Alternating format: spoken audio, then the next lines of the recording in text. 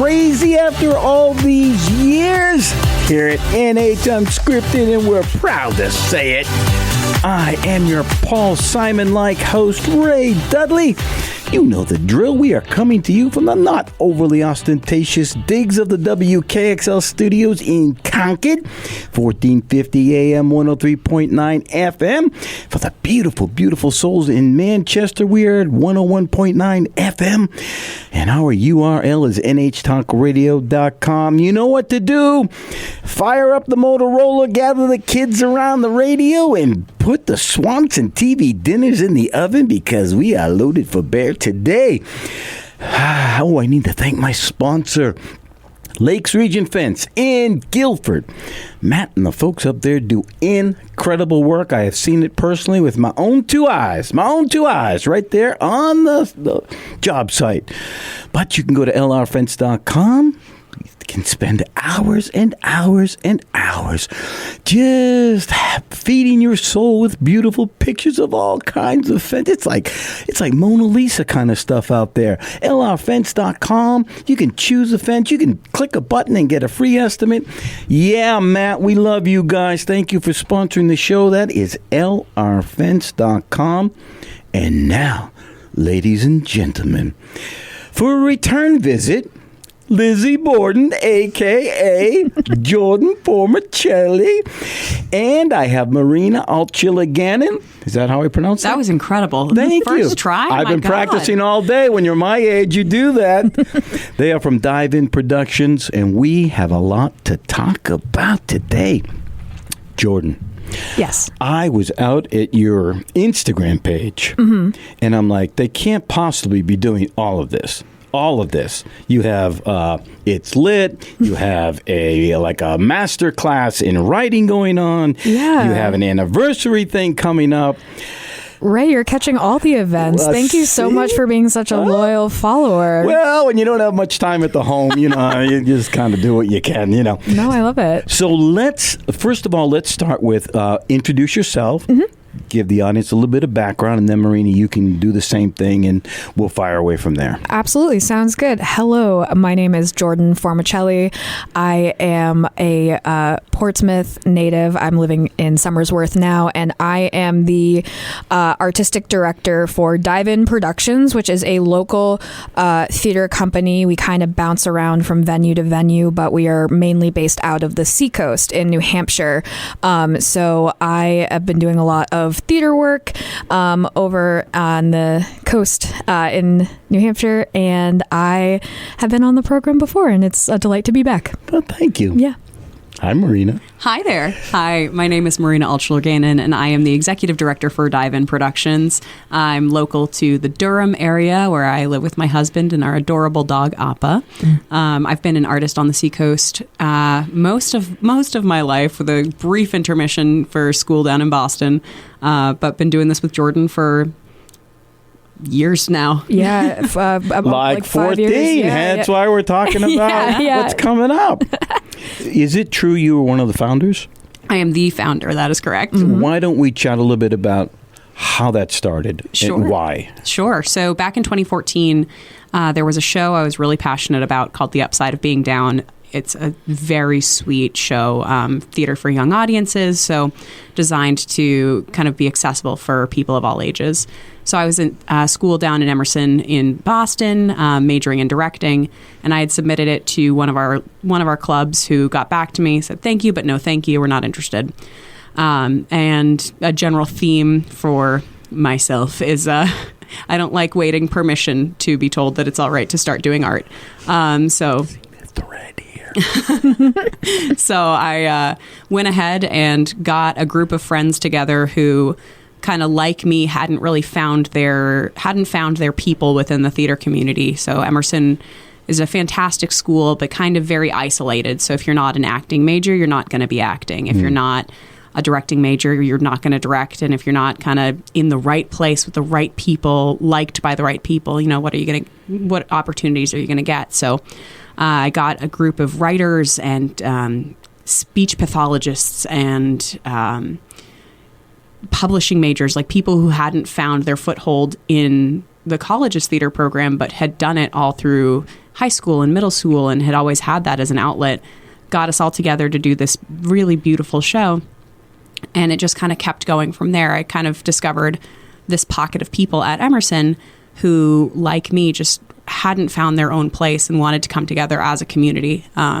So our goal has always been to kind of be this open and welcoming environment for anybody who wants to do theater. I'm very much in the belief anybody who wants to participate in it should. And you bust them all up to Portsmouth. Is that how that happened? So are you both from Portsmouth? So Jordan and I met in 2015. And after... So I did dive in all through college, graduated in 2016, and then I kind of took a little hiatus for a minute and kind of thought, okay, this was nice, I'm going to pause. And Jordan and I met doing a cabaret series, really hit it off. And Jordan had come to me and said, I really am interested in doing a production of Little Shop of Horrors. Would you be interested in co-pitching this with me? I've got a production company. You've got a production company name. Let's combine them. And it's really because of Jordan that Dive In kind of had this resurgence of, moving from what was a college organization into what it is today. Where I'm really proud of all the work that we're able to do across the state and across New England. So it came up to New Hampshire really and is what it is. I credit so much of it to Jordan kind of like lighting the fire and making it happen. I'm blushing. Humble thing, you. It was definitely, again, because, Marina and I work really, really well together. And I think that it was cool to learn more about the history and origins of, the work that Marina had done before. And I feel like we have gotten to continue that mission and also like expand our own expectations of like what we can do. Because another thing that I know Marina has mentioned a lot, and I love it, is that you're not defined by a resume. You can always, if you're passionate, if you're dedicated, if you are positive and a good person to work with, you can always learn a new skill, or you can always try anything in theater and live performance. And that's been a really amazing thing I've seen it unfold since we've kind of, had this resurgence with Dive In over the last 5 years. So you both perform? You're both performers? Yeah. Okay, I have a question for you. All right. I was in New York, and I like to ask this periodically. I was in New York, went to the Museum of Broadway. Have you been there? I haven't yet, no. It is wonderful. It looks so cool. But it made me think, as I went through the archives of all of these shows that have hit Broadway. And so I'm going to ask you this question. As big performers now, big stars, if you were to hit Broadway, would you prefer to do a show as a big name star, people knew you, would you prefer to do a show that you, because of your name, could bring to Broadway that had never been performed before, or would you prefer to be in a show that has already got a big name and you're the star? That is such a great question. I'm going to go ahead and say I probably lean towards the former, just because I'm also like, both of us share this in common. We're really big proponents of original works and debuts. So the idea of getting to maybe use a little bit of like status and resources to bring maybe a new story, or a story that doesn't get shared as often, sounds really excited to me. It would depend on the revival, though. Like if it's a revival, that kind of situation of like those Sondheim revivals, like Merrily We Roll Along or Company, like those are legendary. Like if I could do like a solid Sondheim piece, like put me in. But probably the former, if I could be a big star. Marina? Yeah, no, I fully agree. If it's Sondheim, there you are. Sign me up. I have no questions. I will be your tree, and I will be the happiest little tree who's ever lived. But the in the past couple of years, like getting to hear the new music that's coming out of Broadway is so exciting. And like I'm looking at stuff like The Great Gatsby right now, where the compositional style is very, very intentional for the woman who's playing Daisy, where they have kind of written it around a voice type that doesn't typically get featured and recognized in contemporary musical theater. So like watching in industry make these discoveries of their own capabilities and of the talent pool that's already existing but just hasn't been utilized is really exciting for me. So I probably go with that. That is very, very interesting. Very interesting. I don't have a preference either way because I'm not a big star like you guys.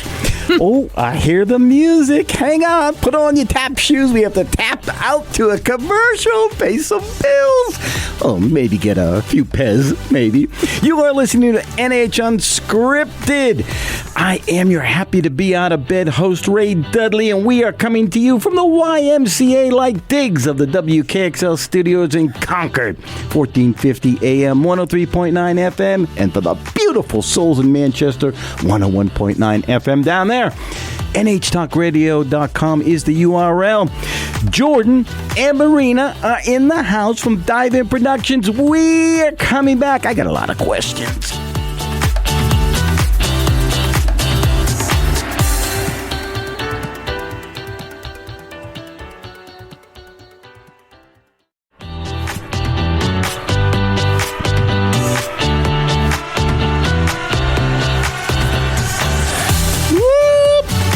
I think I got some Pez crumbs on me. I got to brush off my sweatshirt there. Well, you can't always get what you want, but you can get NH Unscripted. We are happy to be alive. And you are listening to NH Unscripted. I am your,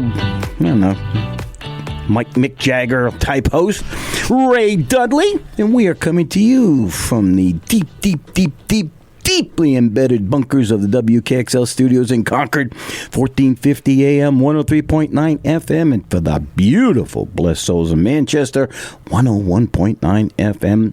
NHTalkRadio.com is our URL. Dive-In Productions from Portsmouth, way out on the seacoast, is in the house. Jordan, Marina, tell me, you're about to celebrate your 10th anniversary. How in the world did you survive the you-know-what? Yeah, I mean, it was one of the biggest challenges that any live arts organization can face. What happens when you have to move your entire, your business, but also just creative outlet online? So we did a lot of things that I'm incredibly proud of with online work. So we kind of took this opportunity to say, all right, obviously, we're not going to be doing full musicals, anything like that. But like Jordan was saying earlier, the thing that gets both of us so excited and passionate is the opportunity to learn something new or hear a new voice. So we did things like monologue competitions where folks were paired up. It was an actor and a writer. And we did an online monologue competition in collaboration with the Players Ring where writers submitted a monologue, actors would film themselves, and then we did a stream of it for a couple hours, and people were voting live, and that's quite a pivot. It was very, very cool. We did something. We did a 48-hour songwriting event where we would be in teams of 3, one person to write lyrics, one person to compose music, and one person to sing.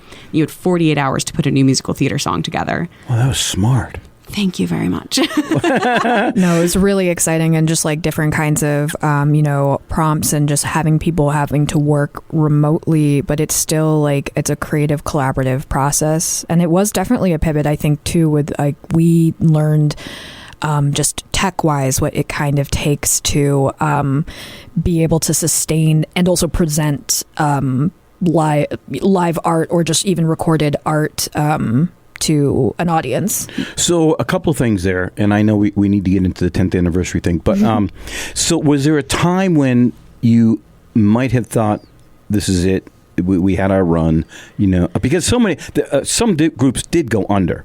They could not make that pivot. They just kind of froze up, or they could not because of the seating, the restrictions and all that. They just couldn't do it. Did you ever have a moment like that? I don't think so. And I think, none of us knew if we would ever be able to get back to what we, now know we can, and we can be back in theaters together, which is incredible. But I think because the joy in creating art for us really does come from community coming together, the fact that we were able to find a way to bring the community together even while we were all at home made me think that, even if it never goes back to what it was before, we found something really cool that we can do together. And, we had been exploring, a couple of playwrights had put out digital versions of their shows, like specifically designed for Zoom.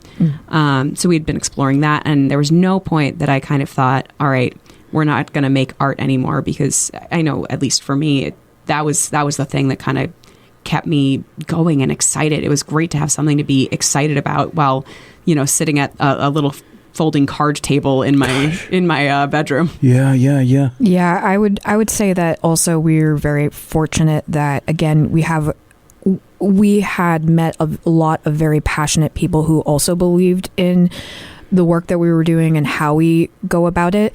And again, a blessing and a curse of not having our own venue that we have to maintain. So it's kind of like, maybe like not even if you build it, they will come. But if you find a space, a screen, and you have people who are just generally excited to create, you can make magic out of cardboard. You can kind of do whatever you want. We weren't really beholden to any physical space or having to maintain that. So also, even just from a practical standpoint, so there was less pressure to have to come up with money to cover the overhead and all that. Exactly. We were very fortunate in that, as long as we had passionate people who were still dedicated to working with us, we would always find a way to have a creative outlet for them. So hate is gonna hate, art is gonna art.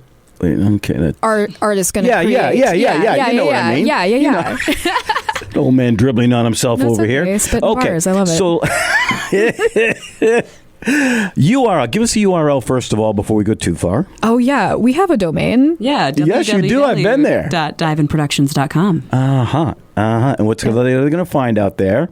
Oh, so many things. Events such as our 10th anniversary celebration. Ding, ding, ding. Yes. And a plethora of other information about the organization, past productions, a plethora, as well as various ways to get involved, because, gosh, we are always looking for people to come on over and create with us. It's great segue, Jordan. Okay, let's talk about the 10th anniversary.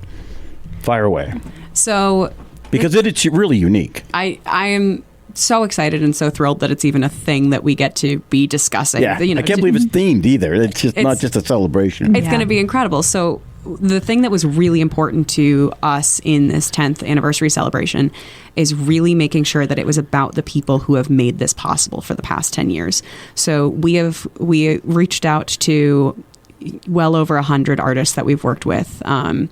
Dating back to 2014. The list is bigger than that, but folks move, life changes. Yeah. But reaching out to everybody, every actor, every designer, every photographer, videographer, people have just hung posters for us. Every musician we have ever worked with saying, we're going to do this on the 29th. Would you like to perform? Would you like to send in a video? Would you like to just be there? Our goal is really just bring this community together that has meant the world, it's meant the world in so many ways, and getting to celebrate and showcase, where we've come from, where we are now, and the people who continue to make this possible. What's the feedback been? Have you had a lot of response? Yeah, it's been phenomenal. We have a little over 40 people performing, which is going to be wild. Very excited. Folks are bringing their friends and family. And just getting to highlight, the music that's kind of kept us and brought us together over the years. We're bringing in some scenes from the shows. We're sneak peeking a couple of reveals for our 2024 season. Nice. Big things coming up. You don't have to tell me. Well, you could if you want. Just us, we have a lot of really exciting projects. Things that we also have started, including Midsummer Night's Dream, which will also be at the Mill Space in Newmarket, because our 10th anniversary is at the Mill Space in Newmarket, New Hampshire, and we get to do a really, really cool immersive production of Midsummer. It's our first Shakespeare, so that's really neat. Wow. Directed by Kat Mail, who we got to work with last year as a stage manager, so it's really great to see people kind of get to try out different roles, even if they felt like, It's a huge cast, too. Yeah, it's a great ensemble. So that is awesome, and Marina can definitely speak more to like the collaboration aspect of it, because there's a lot of cool stuff that goes along with that production. But we're also, again, in the theme of new works. We're doing we have a dive incubator workshop series where we cultivate new works, and that got started last summer. And one of the things to come out of it is that we're now getting to produce a staged production of romantic comedy horror shorts written by Will There's a lot in that. I know, it's the whole package. It's a lot going on. But Will Sachs, rom-com. I know Will always says it perfectly, and I've asked him to repeat it several times, and I never get it right. But he is going to be he's the writer and he's directing it, and that's also going to be happening at the Nassau Little Theater in Springvale, Maine, in the fall. But yeah, I don't know. Marina, do you want to talk about any of the other projects or Yeah. You don't have to. I know you have. We can keep going. No, Marina is ready. So in April, we're really excited for our cabaret series. We're going to be doing a cabaret titled "It's Lit," which looks great. We're so excited. It was an idea pitched to us pre-COVID. By an incredible member of our community, Catherine Gatcomb, who is a brilliant librarian and just the biggest advocate for reading. So she had pitched us this idea on songs coming from books. So we're excited for that. Hang on, put a pin in that. The time goes so fast. Well, Saturday night's all right for fighting, but it ain't Saturday, and we ain't fighting. But it is NH Unscripted, and I am your Elton John-like host, Ray Dudley. We are coming to you from the Six Flag-like conditions of the WKXL studios in Concord, 1450 AM, 103.9 FM, and 101.9 FM for the beautiful people down in Manchester. We love you, folks. NHTalkRadio.com is the URL. I'll give you a little bit more info on that later. Jordan Formachelli, Marina Altschiller-Gannon is in the house. Nailed it. From Diamond Productions. We're going to be chatting some more. Hang on. It's time for Spam Sandwiches.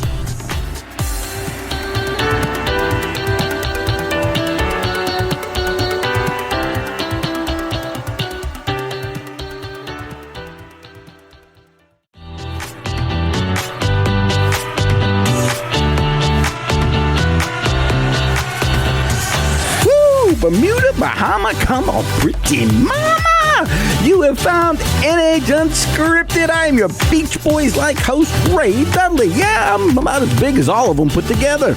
We are coming to you from the... where are we right now? We are on the Taj Mahal-like digs of the WKXL studios, 1450 AM, 103.9 FM. Those are Concord, 101.9 FM in Manchester.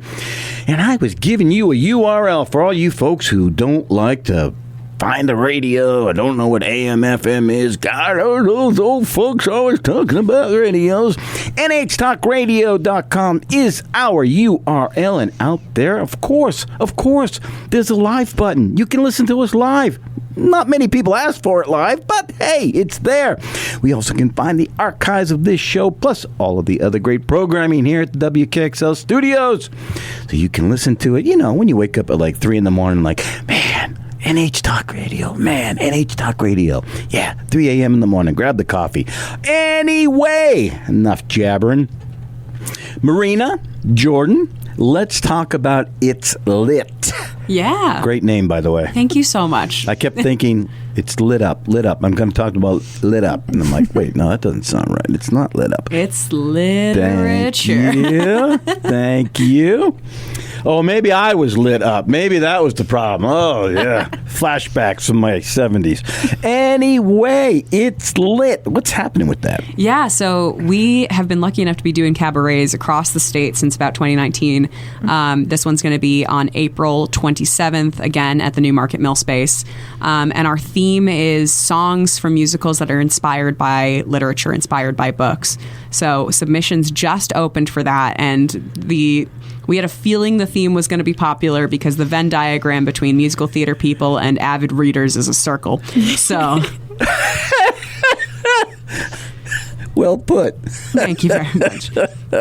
But it's great. It's songs from, people are submitting stuff from Les Mis and Be More Chill and Cabaret. I'm trying to think what else has come in recently. Bridges of Madison County. Yeah, just so many shows that you're kind of like, oh yeah, you like remember kind of where the source material actually comes from, and I think it's like a really great way to highlight those kinds of shows, but also like some material that doesn't really get like brought to the surface that much. And again, it's going to be a real mixture of different genres. And I'm excited too, because it's going to feature some Wind in the Willows, which is a Frog and Toad based musical, as well as from Pasek and Paul's James and the Giant Peach. So it's going to be like a lot of really delightful tunes, and people are really excited. We've already gotten a lot of submissions. We're always accepting more. We're accepting those until the 25th. So what are the parameters again? What are the actual rules that they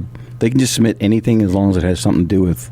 If it was a musical that was inspired by a book. Gotcha. Yeah, and we've got a form that has all the information, as well as a list that Kat Gacom, who is, again, our literary consultant, she collaborated with us and put it all together. So she's an amazing resource and so enthusiastic and really helping us put this one together. We're really excited because we've definitely done some collaborations on cabarets, and we got to do some last year, but we're back at it this year, and it's a big event. What thrills you about cabarets? You've said it several times that you really do like to do them.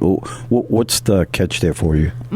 I think for me, the thing that I find really special about them is it caters to a group of performers who you get a mix between folks who, do have the time in life to be committing to full rehearsal processes for big shows. I can be in a rehearsal 3 nights a week for a couple of months, but it also is a really great opportunity for folks where, life does not give them that kind of flexibility right now. Whether that be through work or family or just general circumstances, it's not possible for everybody who loves performing and finds this creative outlet to be dedicated 3 nights a week, be away from their homes that much, and giving an opportunity for those folks who do find joy and an outlet in performing is so special. And it's an opportunity to hear things from shows you might not know, like it's community and it's learning, and those are my 2 favorite things. So no, 100%. It's accommodating. It's accessible to various different artists, and again, one of the things too that I like is that usually sometimes you don't get to see full productions of certain shows. So when people also bring a selection that's kind of a little out of left field, it's nice to hear songs and material that you don't always get to hear. Yeah. So what type of musical accompaniment should they expect? The one, the only Tim Goss on the keys. Tim Goss on the keys. Wait, wasn't he here before? He sure was. Yes, he was. Yeah. Yeah, he has kind of been our music director extraordinaire. He did just recently work with us on Lizzie. Lizzie Borden. Yep, yes. as well as Spelling Bee, and he's been doing a lot of projects and musical accompaniment for our cabaret series as well. Go ahead. Oh, sorry. Just to shout him out for his work on Lizzie. He was actually the recipient of outstanding music direction in a community production at the New Hampshire Theater Awards. He was? He won it. Shout out, Tim. Yeah. My gosh. So definitely just, again, exemplary. Well, that's huge. Yeah, just an example of, someone who is really passionate about what they do, works really hard, and is a great person to work with. It was really cool to see that kind of all come together with community and state recognition. It was our first time, Marina or I think, in the NHTA's New Hampshire Theater Awards setting. So it was really cool to, not only feel okay, we're really passionate, we're working on projects that we really believe in, but then getting to have other people from New Hampshire see that and be like, yeah, and you're doing a pretty good I job. might add. Yeah. Contemporaries, folks that you appreciate their nod from. So you had mentioned that you thought that some novel things could pop up in the selection of songs. Have you found anything that you're like, oh, I had no idea? That caught me off guard in a song selection for the cabaret? Yeah, definitely for me already. I know that there's a lot of, work that also, again, is literature inspired, but it's like newer works that are maybe coming up in like, the world of like social media and like Instagram or TikTok. Musical, that's I think a big outlet for new composers now. So there were some musicals on the list that I think are pretty contemporary, pretty new, like Epic. Epic was one of the ones. But yeah, Marina, I don't know if there was any on there for you that you were like, whoa. Yeah, we had a submission from Epic, which is a musical based off of the Odyssey. We've had submissions come in from Death Note, the musical, which I think is it's a based off of a graphic novel. Yeah, Ben Hunton will know if we don't. He'll find a way to let us know. But yeah, it's there's a lot of really again. Natasha Pierre and the Great Comet, which I know that there is a production going at the Seacoast Rep, but it's the regional premiere, so it's great to have like a work like that I think is also really unique, like composition wise. People are like, oh yeah, let me showcase like a song like that's kind of like you don't hear that much. Are there any parameters that people have to meet? Like, does it have to be within like a 3-minute, 4-minute? Can it have like an unlimited number of people in the cat? Could it be like a huge dance number? I mean, what are you subjecting them to here? So typically we try and keep things around 3 to 4 minutes. Okay. And the main reason for that is, again, with the cabarets, we like to be able to showcase as many people as possible. So it's less to do with, we only want to hear short songs and more we want to see 18 people versus 15 people. Like how many people can we give the microphone to in a night? Gotcha. So, and for the night, how long do you expect the full night to be? Probably about 2 hours. Hour and a half, 2 hours. Yeah. That's pretty good.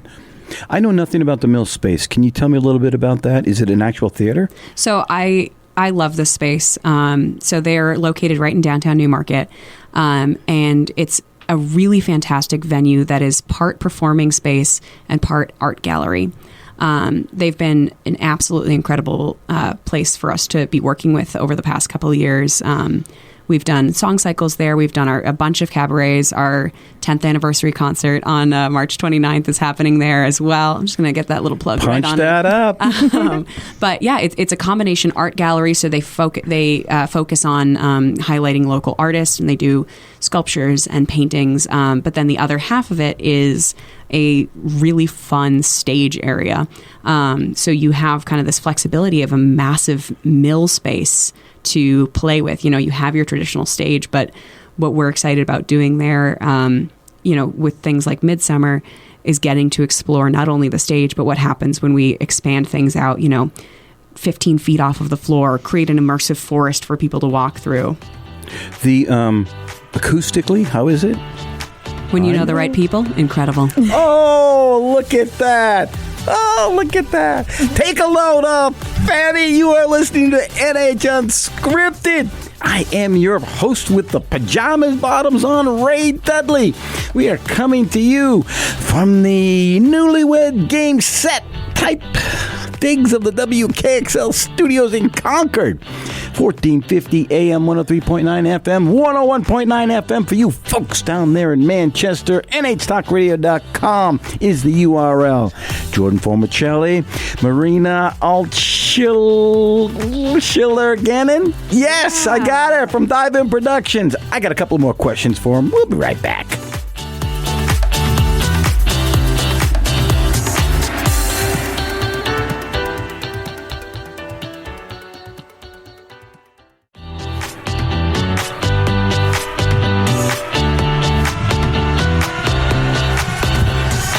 Well, looked around and I fell in love.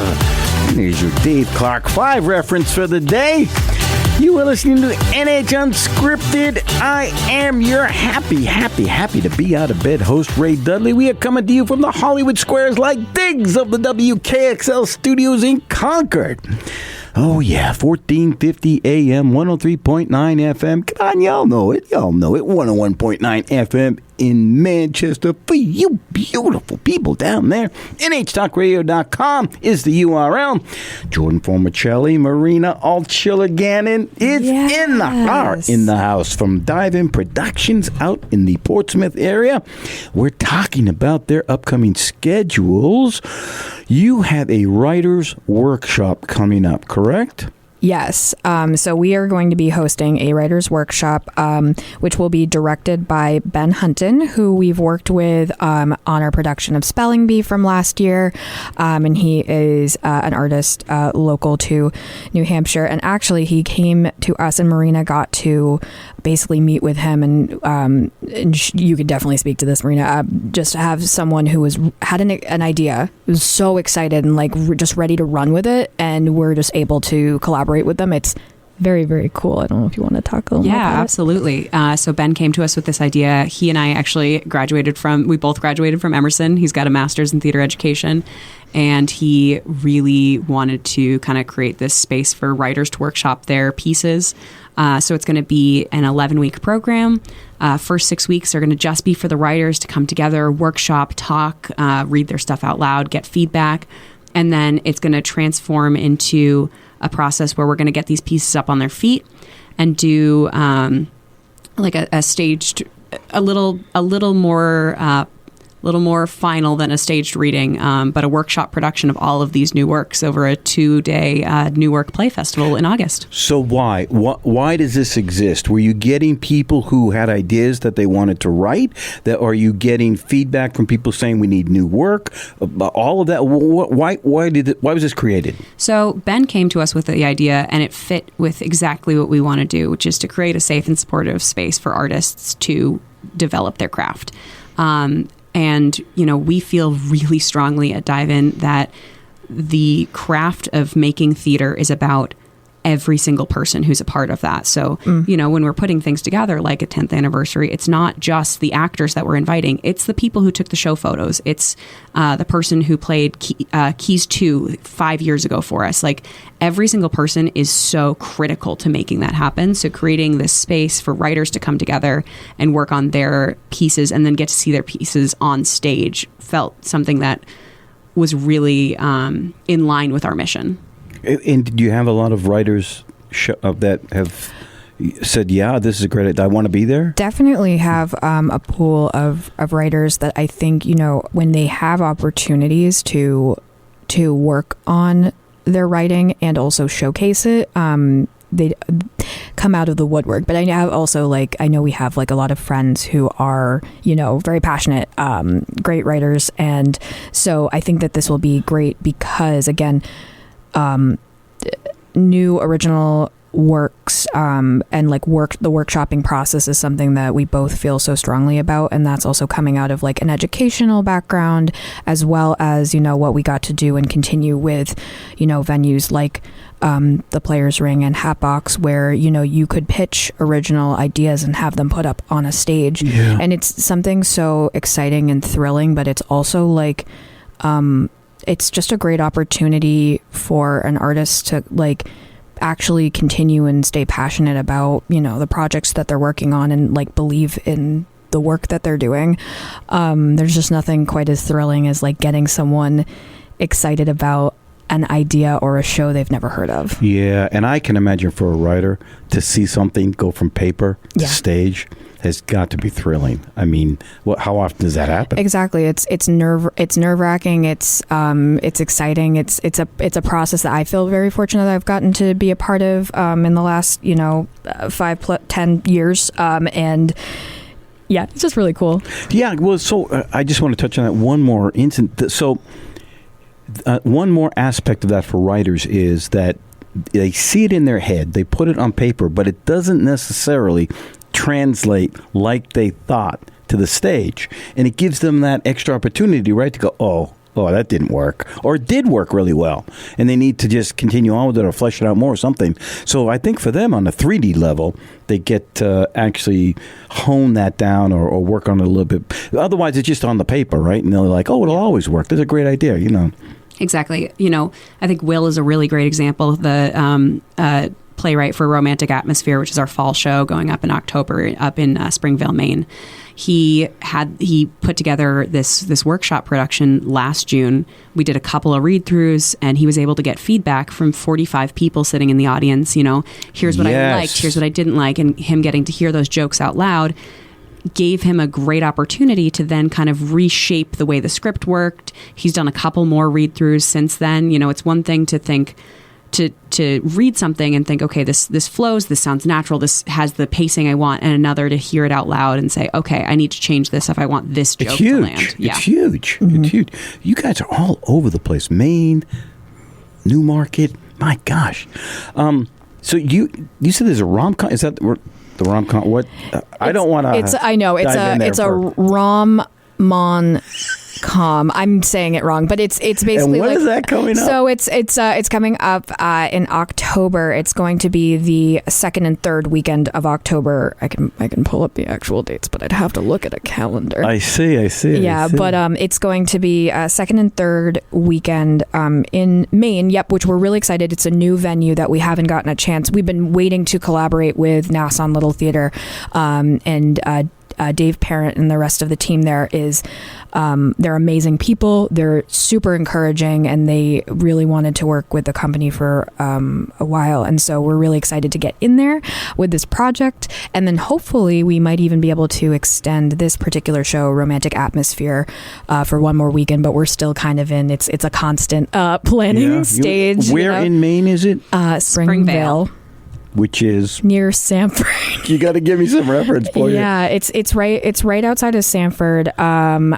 In regards to relative directions, a landmark. North. No, it's north. It's just a right across the border. Maybe just 40 minutes away from like Portsmouth. Yeah. Yeah. I want to make sure before we go too much further that you give out the URL one more time. We are at www.diveinproductions.com. And some important dates one more time. Absolutely. So upcoming events, we have our 10th anniversary at the Newmarket Mill Space on March 29th. We have got the It's Lit Cabaret on April 27th, again at the Newmarket Mill Space. We have got Midsummer Night's Dream once again at the Mill Space from May 31st to June 9th. After that, we have got Romantic Atmosphere, second and third weekend of October. We have a couple of things going on in the summer, like a concert series where we're going to be doing some premieres of works that we're very excited for. And then our winter musical, which will be revealed on the 29th, will be going up December 5th through 13th at the Rochester Performing Arts Center. Ooh, big stuff. Your outdoor concert, what's up with that? Can you give me some? We want to start doing more outdoor events. This will be a concert series where we have a one night staging basically of a musical. Okay. So anything from concept albums that Broadway composers have made and are willing to have us have on stage for one night. It's like first time stuff, or is it? So the one that we will be revealing, unveiling on the 29th. You don't have to shoehorn it in here. I get it, but I know we love breaking news. I know, just you and me. So if you know Marina or I, it's a composer that we get particularly geeked out about. Okay. But I don't know if you want to give any other you clues, can lay it Marina. there. It's No, really that's up to fine. you. I'm not going to pressure you. If you are a musical theater singer who has a deep love of rock and roll style musical theater, we need you. Ooh. I know. If you like rock, if you like a little bit of a horror element too, I'm not for this particular show, but the composer is, again, just one of my absolute favorites. So yeah, we're really very excited. So tell me about Dive In a little bit more. How many people are actually on your team? So it is run by myself as executive director, Jordan as artistic director, and the absolutely incredible Megan Flynn as our technical director. So Have you met Megan? Has Megan been? Not yet. But boy, howdy should you. Megan Flynn is just incredible, a brilliant artist and a technician for just the ages. She's amazing. Yeah, we have to get her in here. Jordan, that's your responsibility. You try my best. You hear the music? Megan's a busy gal. She's hard to book. My God. Dive In Productions. Jordan Formachelli, Marina Altschiller-Gannon in the house. You are listening to NH Unscripted, and our house is a very, very, very fine house. I am your Crosby, Stills, Nash, and Young host, Ray Dudley. We are coming to you from deep, deep, deep in the heart of Concord at the WKXL Studios, 1450 AM, 103.9 FM, 101.9 FM Manchester. NHTalkRadio.com is the URL. This show can be heard Wednesday and Friday mornings at 9 a.m. Whew, that was a bucket full today. Thank you, folks, for coming in. Thanks for having us. Thank you so much. Yeah, we're shutting it down.